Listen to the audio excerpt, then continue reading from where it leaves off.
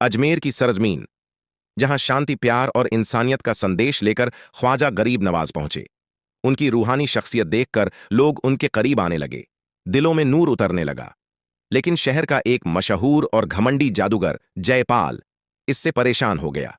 उसे लगा कि उसका असर कम हो रहा है और घमंड में भरकर उसने ख्वाजा गरीब नवाज को जादू से हराने का इरादा कर लिया। एक दिन वह खुले मैदान में ख्वाजा साहब के सामने पहुंचा और अपने तांत्रिक करतब दिखाने लगा। सबसे पहले उसने मंत्र पढ़कर आग का बड़ा घेरा बनाया और उनकी तरफ फेंक दिया। लेकिन जैसे ही आग ख्वाजा साहब के करीब पहुंची, वह अपने आप बुझ गई। जयपाल को गुस्सा आया। उसने रेत उठाई, मंत्र पढ़ा और वह रेत खतरनाक सांपों में बदल गई।